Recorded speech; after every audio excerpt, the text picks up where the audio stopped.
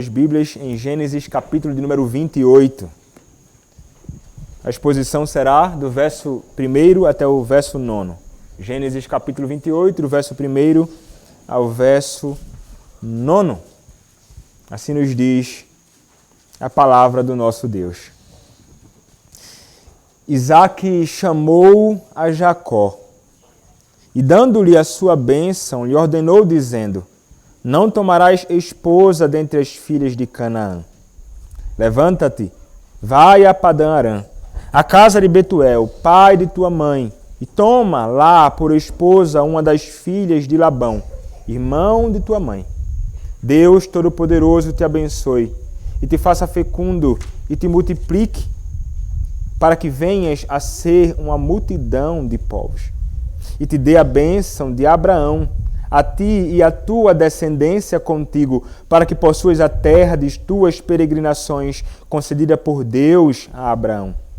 Assim, despediu Isaque a Jacó, que se foi a Padã-Arã, a casa de Labão, filho de Betuel, o arameu, irmão de Rebeca, mãe de Jacó e de Esaú. Vendo, pois, Esaú, que Isaque abençoara a Jacó e o enviara a Padã-Arã, para tomar de lá esposa para si. E vendo que, ao abençoá-lo, lhe ordenara, dizendo: Não tomarás mulher dentre as filhas de Canaã.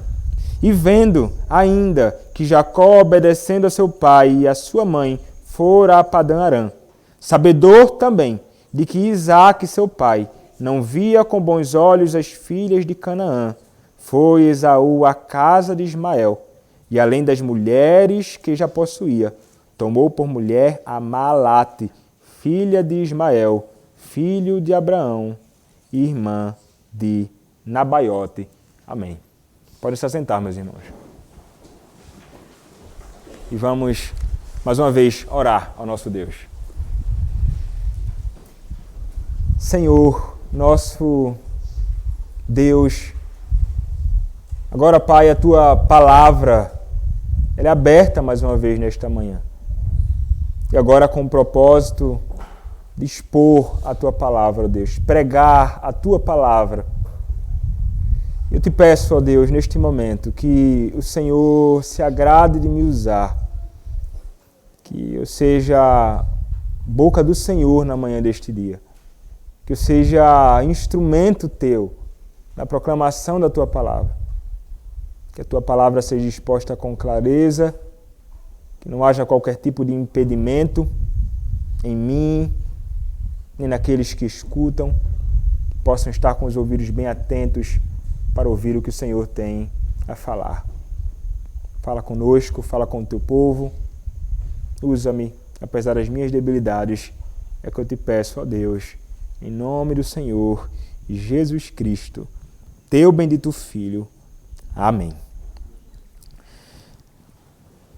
Nas últimas exposições, meus irmãos, nós temos contemplado, nós temos visto a peregrinação e a caminhada do povo do Senhor, do povo de Deus, do povo com quem o Senhor entrou em uma aliança, em um pacto. E nós vimos que os nossos chamados pais na fé eram homens de fé, eram homens crentes, eram homens que temiam a Deus, mas nós vimos que também eram homens frágeis, pecadores, falhos, não possuíam famílias perfeitas, como no caso da família de Isaque e Rebeca. Sendo ele o patriarca, sendo ele um homem santo do Senhor, ainda assim, ele enfrentou grandes dilemas e grandes problemas no seu lar. Dificuldades muitas. E nós vimos, meus irmãos, isto nas últimas exposições, mas nas últimas exposições em particular, nós vimos também grande confusão quando Isaque, já velho, já não enxergando tão bem, ele deseja abençoar um dos seus filhos. E nós vimos que ao invés dele procurar abençoar aquele que fora o escolhido de Deus, aquele sobre quem o Senhor havia dito que seria o eleito, o escolhido, que seria então Jacó, nós vimos Isaque dando preferência a um dos seus filhos. não ao filho escolhido, mas àquele que ele amava, aquele que agradava ao seu paladar, aquele que fazia uma comida muito saborosa. Este era o filho amado dele, Esaú. E então nós vimos que ele procura, às escondidas, abençoar o próprio Esaú. Só que não sabia ele que alguém escutava tudo aquilo. E Rebeca, sua esposa, escutava tudo aquilo. E então ele diz, olha, vai, traz uma caça, prepara um cozido saboroso como eu amo e traz para mim, eu quero te abençoar. Nós vimos então que Rebeca junto a Jacó fizeram uma mentira e Jacó se veste com roupas de Esaú, engana seu pai, esposa enganando esposo, filho enganando pai, confusão grande. Mas nós vimos que, apesar de tudo isto, o Senhor era o Deus que estava conduzindo tudo aquilo soberanamente. E que era um Deus que mostra que, apesar das falhas do seu povo, apesar dos pecados do seu povo, o Senhor leva até o fim a sua vontade. E nós vimos que Esaú não fora abençoado, mas sim Jacó. Percebemos então que posteriormente, depois que Jacó é abençoado, chega Esaú. E a grande angústia, ele se perturba, ele fica grandemente triste e grandemente aborrecido, porque Jacó, ele diz, tomou dele o direito à primogenitura e tomou a bênção que era dele. Mas vimos que isto não é de todo verdade. A bênção era realmente para Jacó. E ele havia anteriormente vendido o direito à primogenitura, por causa de um cozinhado. E então isso gerou, meus irmãos, mais problemas naquela família. A ponto, então, de Rebeca ter de fazer e dar outra instrução para o seu filho Jacó. Olha, você tem que sair. Foge, vai para a casa do meu irmão. Passa lá um tempo, depois eu vou te buscar. Não sabia ela que ele passaria mais 20 anos. E que ela provavelmente não contemplaria mais o rosto do seu filho. Mas então ela tenta falar com seu esposo e diz, olha, nós devemos enviar o nosso filho para lá porque eu não desejo que ele se case com mulheres como Esaú se casou. Ele tem que se casar com alguém da minha família, alguém da família da fé. Mas nós sabemos que ela estava, na verdade, por trás dessas palavras e por trás do drama que ela faz diante do seu esposo, querendo, na verdade, proteger simplesmente o seu filho. Ela não queria que ele fosse morto. Ela sabia que Esaú poderia tirar a vida dele. E então, meus irmãos, o texto nos apresenta esta realidade e nós chegamos ao capítulo de número 28. E é interessante o que nós encontramos aqui no capítulo de número 28, porque nós encontraremos alguém que teme ao Senhor, reconhecendo a sua miséria e a sua falha, voltando atrás e então reconhecendo aquilo que ele deveria fazer antes. Nós veremos um pai arrependido da sua falha e reconhecendo então aquele que deveria ser o objeto da sua bênção desde o princípio. Nós veremos então esse mesmo pai dando as instruções pactuais para o seu filho quanto ao casamento, para que possa preservar a linhagem santa.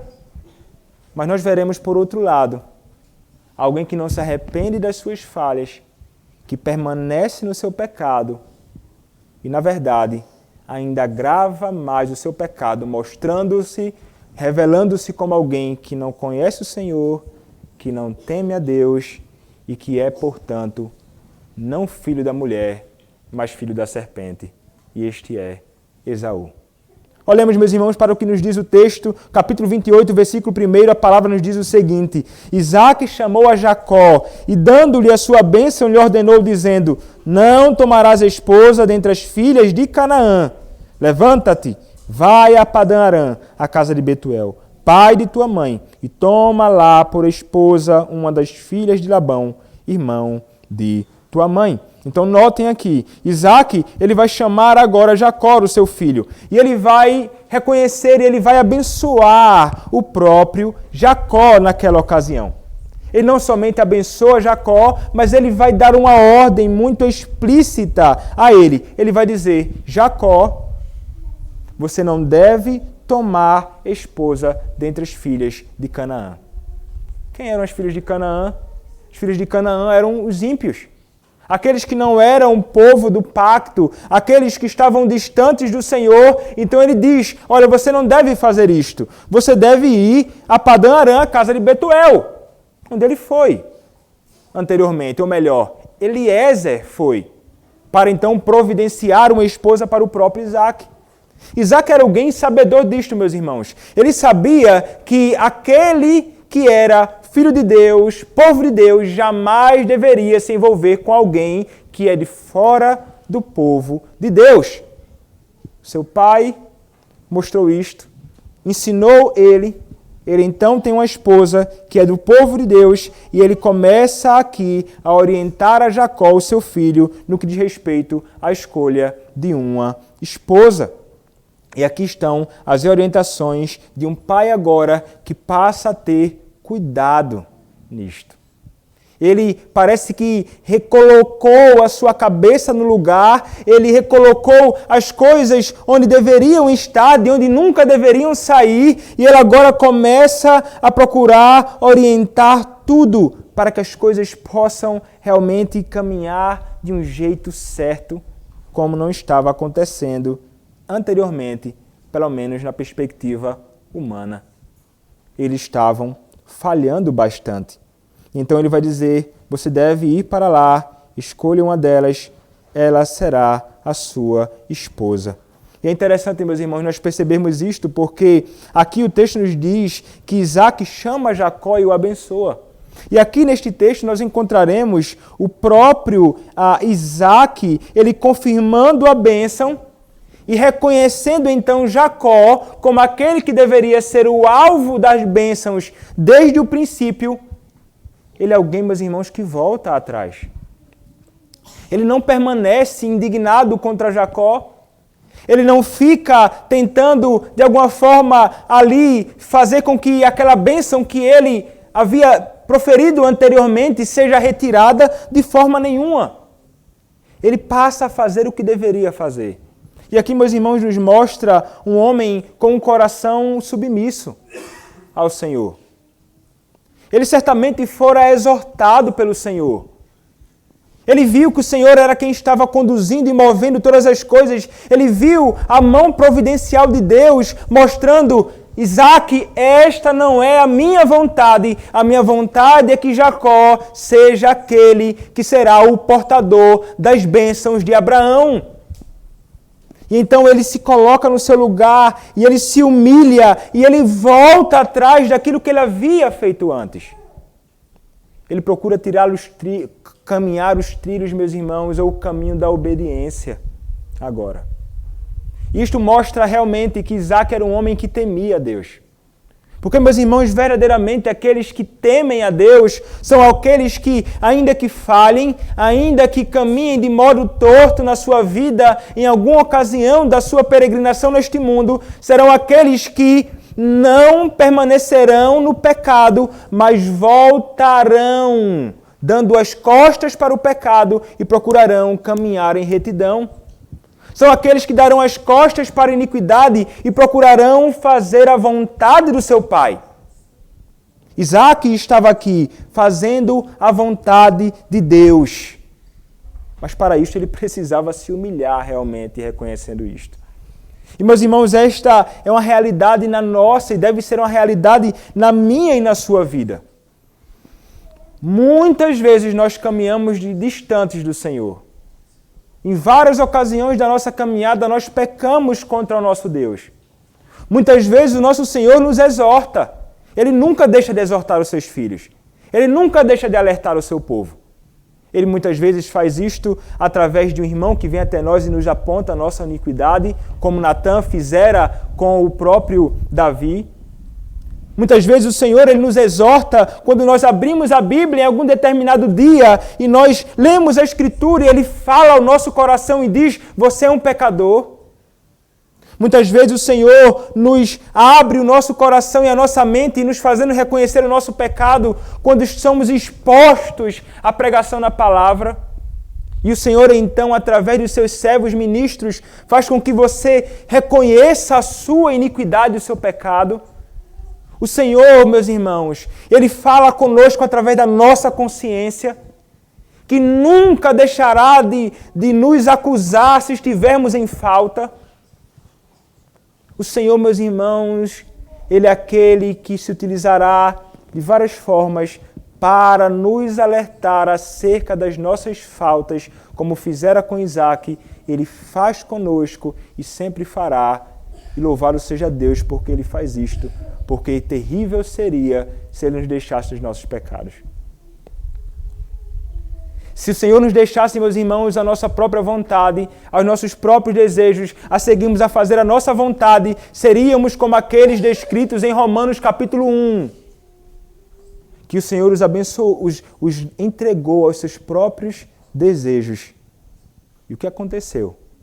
Idolatria, homem com homem, mulher com mulher, confusão. A pior coisa, meus irmãos, é o Senhor nos entregar aos nossos próprios desejos. Mas o Senhor manifesta a sua bondade e a sua graça para conosco, em se voltar para nós favoravelmente e nos dizer: você é culpado. E Ele nos chama a verdadeiramente nos arrependermos dos nossos pecados e a nos voltarmos em obediência a Ele. Não veja, meus irmãos, a exortação do Senhor, a disciplina do Senhor como algo ruim. O Senhor é bom. E o Senhor, como um pai que ama os seus filhos, Ele vai disciplinar os seus filhos. Ele vai chamar a sua atenção. Não é assim que você faz com o seu filho? Se você ama seu filho, você vai disciplinar o seu filho. Você vai dar um ataque no seu filho, se necessário for. É assim que os pais que amam conduzem o seu lar. Eles querem bem. Vocês, crianças, devem entender isto. Vocês devem entender que quando o seu pai, ele disciplina você, quando o seu pai, ele exorta você, é porque você está fazendo algo errado. E você nunca deve pensar: ah, meu pai é muito chato. Ah, meu pai é muito ruim. Ah, meu pai não gosta de mim. Ah, meu pai não me ama. Nunca pense isto. Se o seu pai o disciplina, se o seu pai o exorta, porque você merece ser exortado e merece ser disciplinado, e é porque ele o ama. Nunca dê lugar a um pensamento diferente disto. O seu pai o ama. E devemos ser assim também como adultos, nós devemos reconhecer isto. Nós temos um Pai Celestial. E muitas vezes Ele vai nos disciplinar nesta vida. O que devemos reconhecer? Não devemos pensar como muitas vezes as crianças pensam: ah, meu pai é chato. Ah, meu pai, ele fica botando regra demais na minha vida. Ah, meu pai... Não. É o Senhor, o nosso Pai, que sabe das nossas falhas, das nossas debilidades, das nossas necessidades. Ele vai então vir e nós devemos então ver: isto vem das mãos de Deus e é bom. Porque o Senhor é bom. Porque o Senhor é misericordioso, Ele quer o meu bem. É necessário que eu passe por isto. Então, meus irmãos, nós devemos olhar para isto como uma grande manifestação da misericórdia, da bondade e do amor de Deus para conosco. É assim que o Senhor faz. Muitas vezes nos disciplinando particularmente, muitas vezes utilizando da Igreja de Cristo para fazê-lo, mas é o Senhor Deus cuidando dos seus filhos. E Ele nos chama ao arrependimento para que deixemos o pecado. For assim com o próprio Isaac.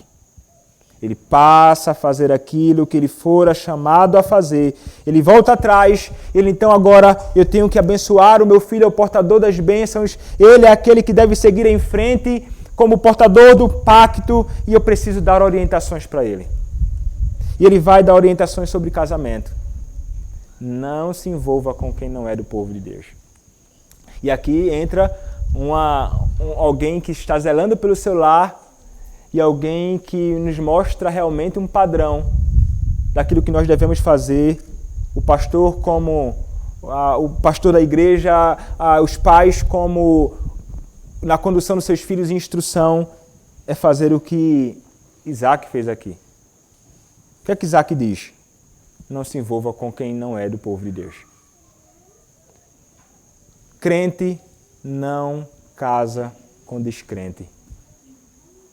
O povo de Deus não se envolve com aqueles que não são povo de Deus. Filhos de Deus não se envolvem com aqueles que são filhos de Satanás.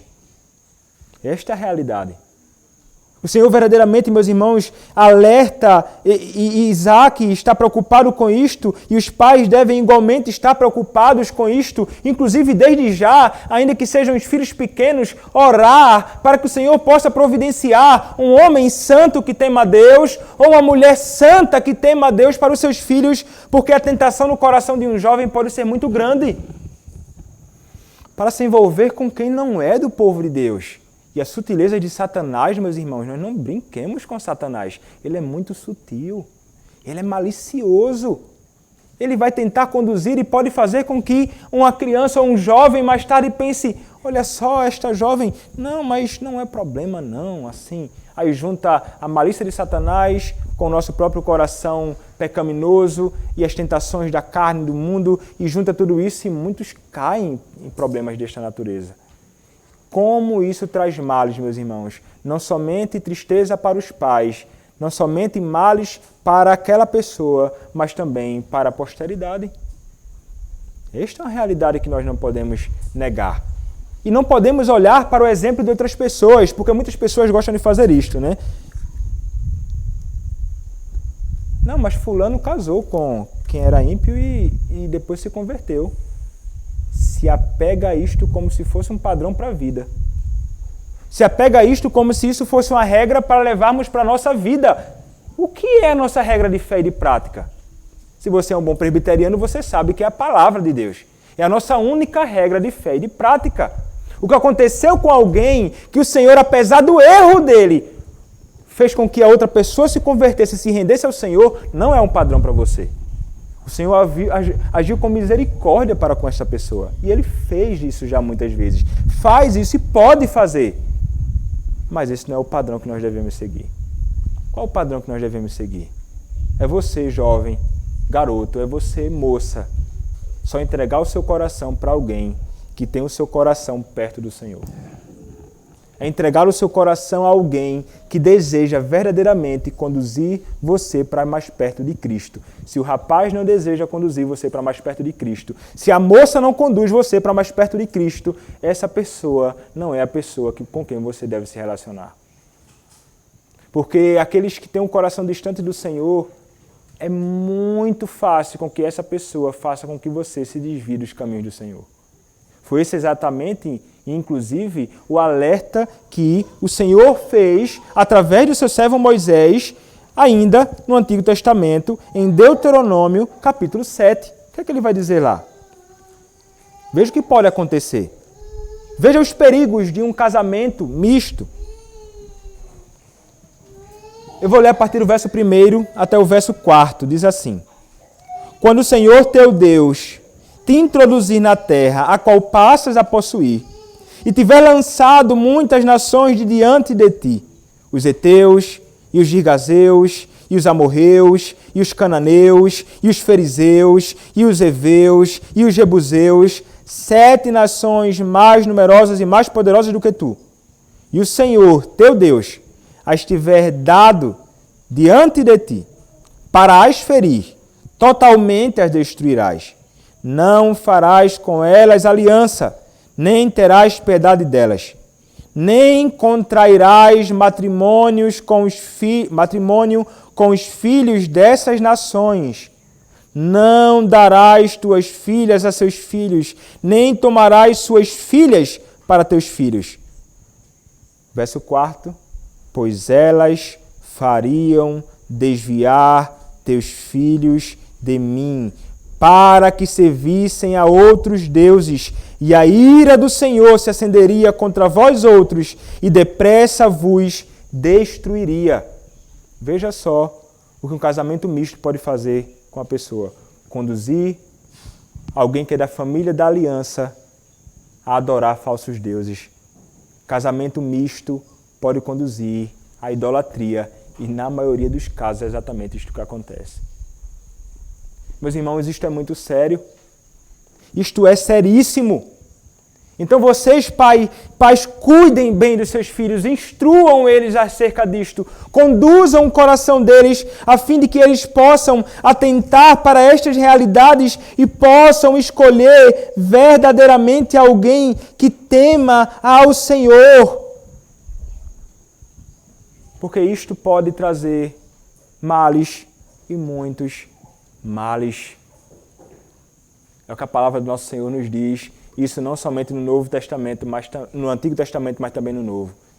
Se você ver 1 Coríntios capítulo 7, você encontrará o apóstolo Paulo dizendo que os crentes só podem casar no Senhor. Crente com crente. Eu nunca faria o casamento de alguém que é descrente. Se um jovem um dia chegar aqui pedindo para que eu faça o casamento, crente com descrente, eu não farei o casamento.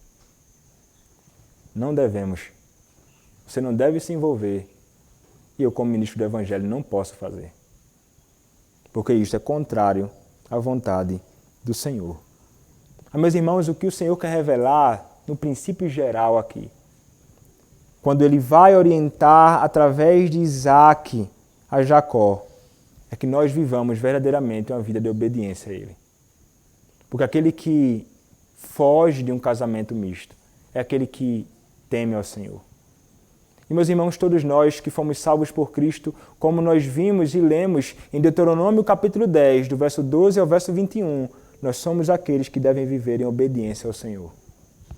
Se nós fomos escolhidos pelo Senhor, não porque nós somos bons, não porque nós somos bonitos, não porque nós somos ricos, não porque nós somos bacanas, mas o Senhor nos escolheu porque Ele é gracioso, nós seremos aqueles que procurarão viver no temor de Deus, caminhando em obediência a Ele.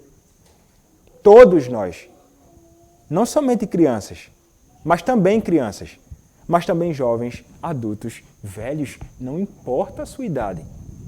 O Senhor nos convida a que realmente, meus irmãos, nós atentemos para os seus preceitos e procuremos viver segundo eles, porque os mandamentos do Senhor são para o nosso próprio bem. Jamais, meus irmãos, permitamos que o nosso coração ele seja tomado por uma visão legalista ou uma visão antinomiana, que é contrária à lei de Deus, porque isto pode nos conduzir a olhar para a lei do Senhor como ruim. Isto é a mesma coisa que chamar Deus de mau e ruim, quando na verdade Ele é bom. Aquilo que Ele nos entrega é bom, a sua lei é boa e faremos muito bem se praticarmos esta lei. Não para sermos salvos por ela, mas como a evidência de que fomos salvos por Cristo. Como a regra de perfeita obediência nesta vida. Meus irmãos, os preceitos do Senhor são maravilhosos. Os salmistas cantavam isto. Nós cantamos isto quando cantamos os salmos. A lei do Senhor, ela é perfeita e restaura a alma. Nós cantamos isto no Salmo 19, aqui antes de ouvirmos a pregação da palavra. Maravilhosa é a lei do Senhor. Faremos bem se nos deleitarmos nela e se procurarmos viver segundo ela. O Senhor quer o nosso bem. Ele nos chama a vivermos uma vida de verdadeira obediência. Aqueles que estão num relacionamento pactual com o Senhor caminham segundo a vontade do seu Senhor. É exatamente isto que deve acontecer conosco e acontecera e deveria acontecer com o povo de Deus no passado também. Então ele instruiu, olhe, case com alguém que for crente. Se não for crente, não case não. Fuja disso. Chute, que não serve. Chute que é laço. Não presta. Não se envolva. Mas então ele vai continuar. E ele vai apresentar aqui mais algumas questões relacionadas ao próprio Jacó. Relacionadas à bênção do pacto, a bênção que ele deveria dar continuidade. Ele vai dizer no versículo 3, Deus Todo-Poderoso te abençoe e te faça fecundo e te multiplique para que venhas a ser uma multidão de povos. E te dê a bênção de Abraão, a ti e a tua descendência contigo, para que possuas a terra de tuas peregrinações concedida por Deus a Abraão. Ele vai dizer, olha, que o Deus Todo-Poderoso, o Senhor que tudo pode fazer, que este Senhor, Ele te abençoe, fazendo-te fecundo. e que te multipliques. Você deve se recordar de palavras como esta já no princípio, né? Gênesis capítulo 1, versos 26, 27. Mas você vai encontrar esta realidade sendo revelada e dita o tempo inteiro para o povo do Senhor, para os patriarcas. A bênção, então, de ter essa multiplicação. E veja essa multiplicação que vem de filhos. Veja como está ligado, né? Ele vai falar sobre casamento, depois do casamento vem filhos. O casal, então, terá nenéns, bebês. E é exatamente isso que acontece aqui. Olha, o Senhor vai te abençoar e que Ele te abençoe com muitos e muitos filhos. E qual o desejo, então, do Senhor ao dizer isto? Olha, é que através de Jacó viriam a descendência bendita. Então, para que possa dar continuidade à semente santa do Senhor, ele deveria casar com alguém que teme a Deus e com esta pessoa ter filhos para que a semente santa ela pudesse continuar, para que não houvesse qualquer tipo de impedimento ou até mesmo interrupção. Então percebam, meus irmãos, que as orientações do Senhor elas não são por acaso. Isaac estava muito consciente destas realidades. Ele está passando o bastão para Jacó, o seu filho. Ele deve seguir em frente fazendo isto diligentemente. Sejas fecundo e te multipliques para que venhas a ser uma multidão de povos. Interessante. Multidão de povos. Diferente o que é dito aqui para Jacó. E o que é interessante, meus irmãos, neste texto é o seguinte, é que quando ele vai falar sobre multidão de povos, a referência aqui é a assembleia. Interessante. É como se ele estivesse dizendo assim, há um ajuntamento de povos. Quando você pega a Septuaginta, ela vai traduzir isto aqui por eclesia, igreja.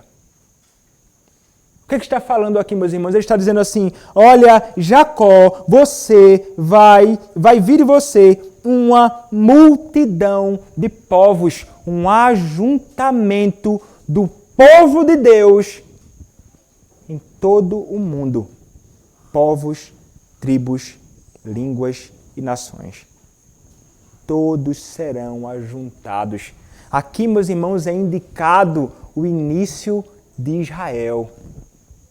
Aqui é indicado o povo de Deus, a nação santa do Senhor, espalhada por todo o mundo, viria através deste servo do Senhor, separado, e que deveria então cumprir a vontade do Senhor para levar a cabo aquilo que ele havia prometido anteriormente. Nós estamos incluídos aqui nisto. Nós somos o povo do Senhor. Aqueles a quem ele ajunta de todos os lugares. E aqui na nossa igreja temos gente do Brasil, gente que não é do Brasil, que não era de fora e agora mora aqui conosco. Povo do Senhor. Fala até diferente, né? Inglês e português e tentando aprender bem o português e uma mistura bela do povo do Senhor reunido, do Senhor que ajunta muitos povos de todas as nações, juntando brasileiro com americano, com canadense e tudo. É o Senhor quem faz isto e a promessa fora dada a Jacó. Na verdade, esta promessa fora dada desde o princípio, desde as bênçãos prometidas a Abraão. Esta bênção de Jacó é a bênção de Abraão. Ele é aquele que levará até o fim esta realidade. Apesar dele ainda estar aqui como um pecador, muito falho, mas o Senhor então promete esta realidade. Multidão de povos virão de ti. E o Senhor cumpriu isto, meus irmãos. Nós fomos salvos porque o Senhor é fiel. Nós fomos salvos porque o Senhor se mostrou como um Deus que é verdadeiro. Um Deus que falara no passado e que cumpriu. Cada vez que alguém é redimido por Cristo neste mundo, é o Senhor manifestando e revelando que Ele é um Deus verdadeiro, que é um Deus fiel, que cumpre as suas promessas e ajunta ao seu povo pessoas de toda tribo, língua, raça, nação, não importa. Esta é a declaração que nós encontramos no Novo Testamento, no último livro da Bíblia. É isso que o Senhor fez, é isso que o Senhor tem feito e é isso que o Senhor fará. Um dia todos nós estaremos reunidos com todo o povo de Deus ajuntado e viveremos eternamente juntos. O Senhor é quem diz isto, você pode se abraçar a estas promessas, elas são reais. Mas ainda ele diz no verso 4, e te dei a bênção de Abraão, a ti e a tua descendência contigo, para que possuas a terra de tuas peregrinações, concedida por Deus a Abraão. Possessão de terra. Interessante. Para ele e para a sua posteridade, isto é o que haveria de acontecer. Aqueles então que são ajuntados por Deus, aqueles então que são chamados por Deus, são aqueles que possuem a promessa de um dia habitar numa pátria que não se resumirá, meus irmãos, simplesmente a esta terra que nós pisamos, que é nossa. Mas como Abraão aguardava com grande expectativa, e em Hebreus nós encontramos a realidade da grande expectativa de Abraão. Uma pátria celestial. Abraão aguardava pelos céus, onde o Senhor habita. Quando ele fala, meus irmãos, portanto, sobre uma terra que nós possuiremos, ele está falando sobre esta grande expectativa final, sobretudo. Haverá uma terra em que habitaremos, isto é inegável. Novos céus e nova terra, nós aguardamos. O Senhor restaurará, não destruirá e fará uma nova, mas Ele restaurará a terra por Ele criada. A terra que aguarda com grande expectativa pela redenção e geme. Nós habitaremos então na pátria com o nosso Senhor, e como isto, meus irmãos, deve trazer grande consolo para nós que, semelhantemente a Jacó, que terá de peregrinar bastante, como todo o povo de Deus, e como nós que somos peregrinos do Senhor, nós teremos e aguardamos um momento de descanso. Há uma chegada no final, e não foi qualquer homem que nos disse que ali você encontrará descanso. Foi o próprio Senhor quem disse isso. É Ele quem diz que isto nos aguarda, meus irmãos, quando o fim da nossa caminhada chegar aqui. E Ele chegará. Quando o Senhor vier nos buscar, quando o Senhor retornar no seu grande e glorioso dia, a nossa peregrinação acabará. Mas para o crente, essa peregrinação, ela termina com um lugar maravilhoso. Meus irmãos, são os céus com Cristo. É contemplar Deus na face de Cristo.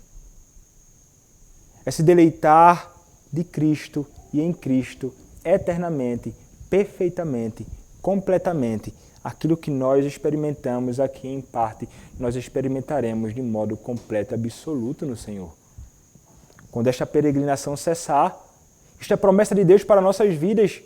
Como mencionei anteriormente, se trata de um Deus que é verdadeiro e nós podemos nos abraçar às promessas do Senhor, nosso Deus que é verdadeiro. Ele promete que um dia enxugará dos nossos olhos toda lágrima. Não haverá mais choro, não haverá mais pranto, não haverá mais dor. Porque as primeiras coisas já passaram. O Senhor é aquele, meus irmãos, que nos promete um consolo final e absoluto de todas as nossas dores nesta vida. O Senhor é aquele, meus irmãos, que nos promete delícias perpetuamente. Delícias que nós nunca nesta vida experimentamos, mas experimentaremos completamente no dia do nosso Senhor. Promessas que nós podemos nos abraçar sem temor, porque o nosso Deus é um Deus verdadeiro. E são promessas para nós, povo do Senhor, para a igreja do Senhor, Jesus Cristo. E então é isto que é a bênção para o próprio Jacó.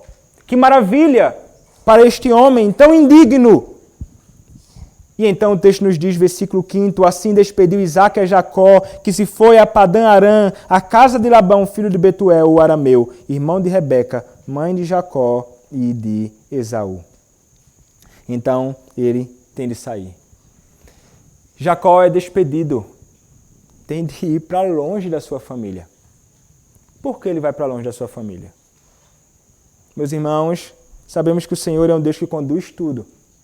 Mas uma coisa que faz com que ele se afaste da sua família é fruto do seu próprio pecado também.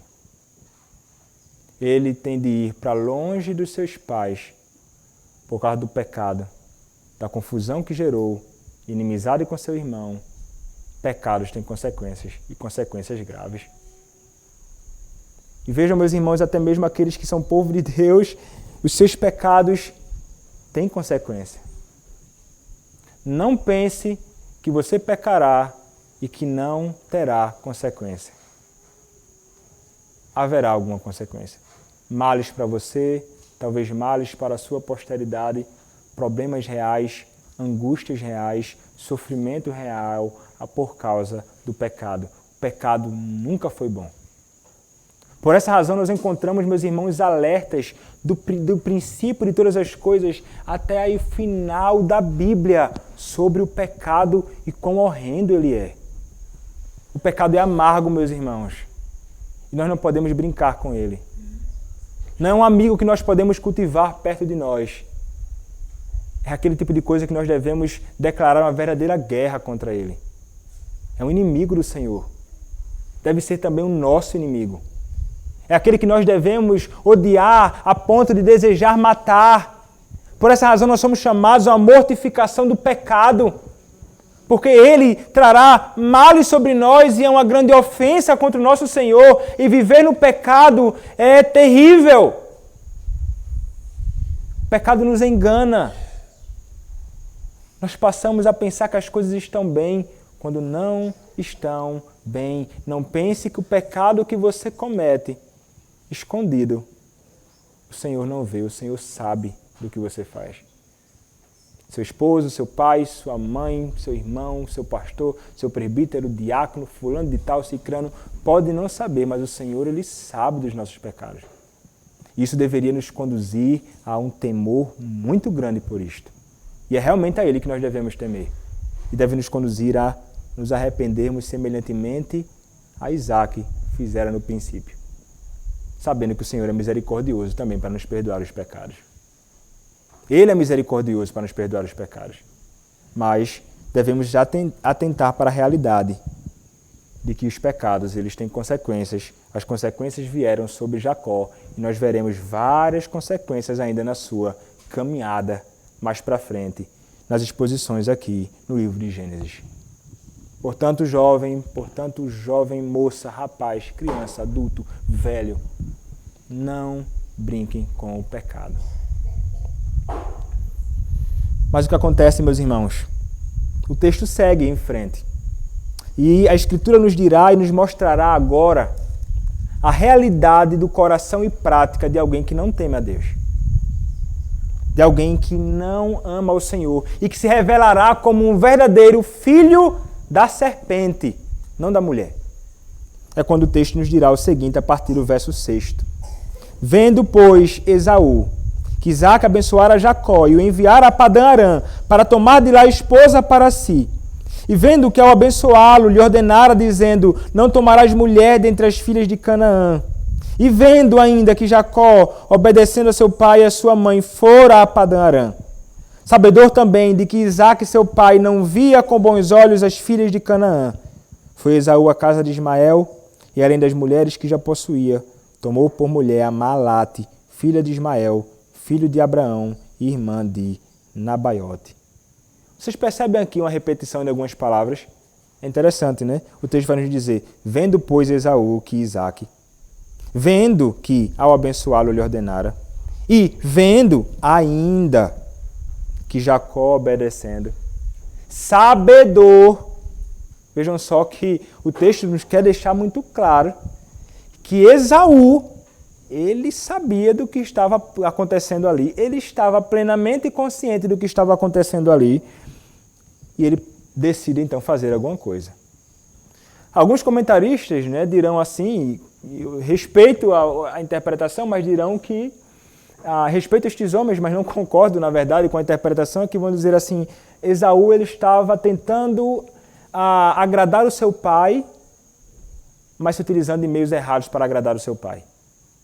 Então ele vai procurar fazer o que faz aqui, se envolvendo, não é, com a outra mulher e fazendo o que ele fez aqui, mas porque ele se utilizou de meios errados para fazer isto, mas ele desejava realmente agradar o seu pai. O que eu entendo, meus irmãos, e parece que o texto nos sugere aqui, é que, na verdade, Esaú não estava nem um pouco interessado em agradar o seu pai. O que ele revela aqui, meus irmãos? Ele revela desobediência e provocação. Parece que ele estava desejando verdadeiramente provocar o seu pai. Tristeza nos seus pais, porque ele vai ver tudo isso e ele vai passar a fazer exatamente o contrário. Ele certamente sabia que ele não deveria se envolver com alguém que não era do povo de Deus, mas anteriormente ele se envolveu com 2 mulheres de fora do povo do Senhor.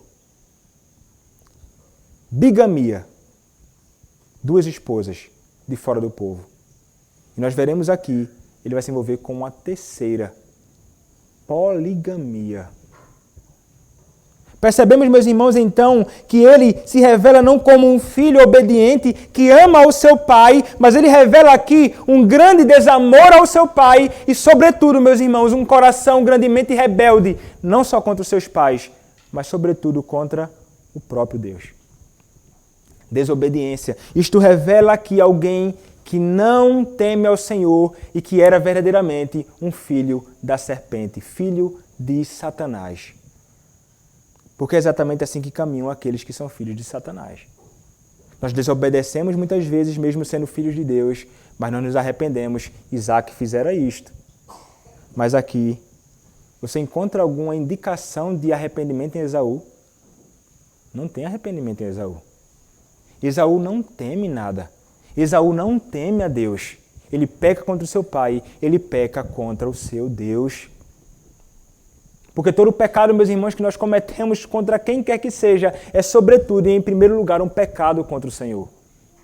Ele se mostrou como alguém que é absolutamente contra o povo do Senhor e contra o Senhor.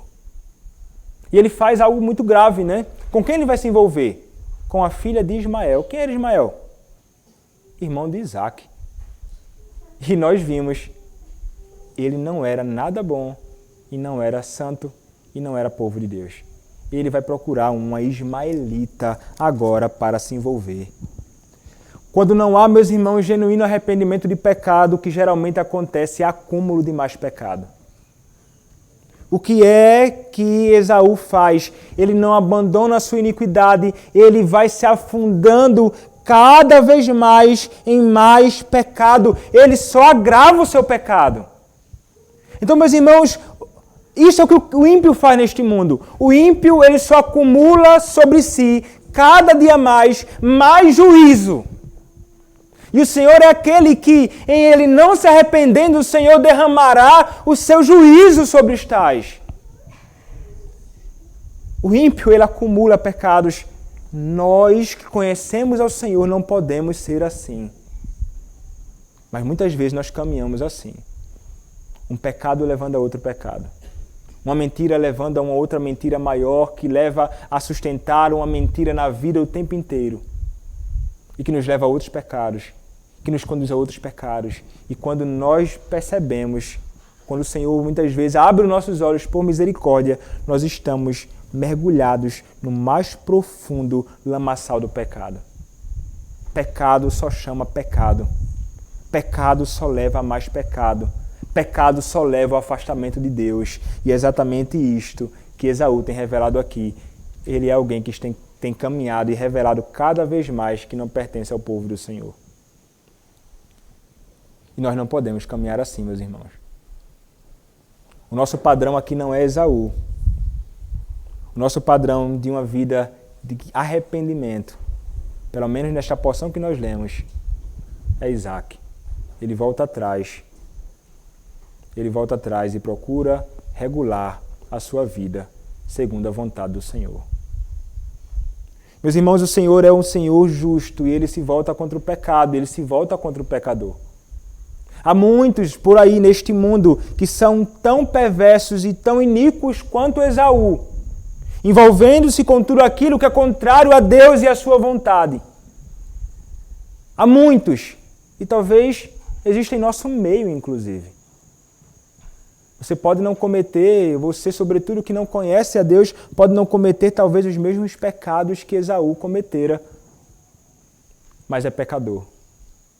Você pode não se envolver com as mesmas coisas que Esaú se envolvera, mas se você não se arrepende dos seus pecados e não crê em Cristo, juízo que virá sobre Esaú no grande e glorioso dia, é o juízo que virá sobre você. O que você é chamado para fazer então? É viver neste mundo segundo os seus próprios desejos, em rebelião contra o Senhor? Ou você deve se arrepender dos seus pecados? O que a palavra do Senhor nos chama e o que o Senhor te chama nesta manhã é: arrependa-se dos seus pecados e crê em Cristo, senão você sofrerá juízo eterno. O Senhor é justo, eu repito, e o Senhor é santo. Sua santidade nunca permitirá que Ele não seja justo. Ele sempre será justo. E Ele condenará o pecador. Mas há uma saída, e a saída é Cristo. Esta mesma saída que nós que fomos redimidos encontramos. Porque nós também éramos pecadores, tão pecadores quanto Esaú. Tão perversos quanto Esaú. Tão malignos quanto Esaú. Um coração tão sujo quanto o coração de Esaú. Com as mãos tão sujas como as mãos de Esaú. Mas o Senhor se compadeceu de nós. E repito, não porque éramos bons, não porque éramos bacanas, não porque éramos bonitos, não porque éramos ricos, não porque éramos mais poderosos do que os outros, mas porque o Senhor é um Deus que é abundante em misericórdia. Somente por isto, meus irmãos, nós fomos salvos.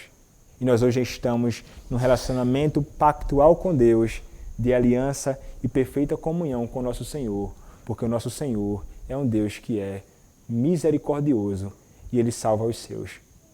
Louvado seja o nosso Deus por Jesus Cristo. Amém. Vamos orar, meus irmãos.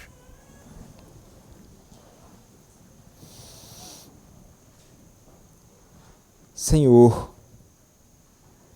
nosso Deus, queremos, Pai, te agradecer pela Tua palavra e pelas verdades que o Senhor nos ensinou nesta manhã através da Tua palavra. Ó Deus, ensina-nos e ajuda-nos a vivermos em obediência a Ti, caminhando nos Teus caminhos. Livra-nos de uma vida de desobediência e rebeldia. Conduze-nos, Pai, para uma vida de verdadeiro temor do Senhor. Ajuda-nos a caminharmos no temor do Senhor. Ajuda-nos a ajudarmos os outros a caminharem no Senhor. Ajuda os pais a instruírem os seus filhos no temor do Senhor, a que guardem os seus corações em Ti. Ó Deus, livra-nos da dureza do coração, Pai. Quebranta-nos, humilha-nos e renova-nos, Senhor, habilitando-nos a vivermos de um modo que glorifique o Teu nome, beneficie a Tua igreja e coopere a prosperidade do Teu reino neste mundo. É o que nós Te pedimos, ó Deus, em nome do Senhor Jesus Cristo, Teu bendito Filho. Amém.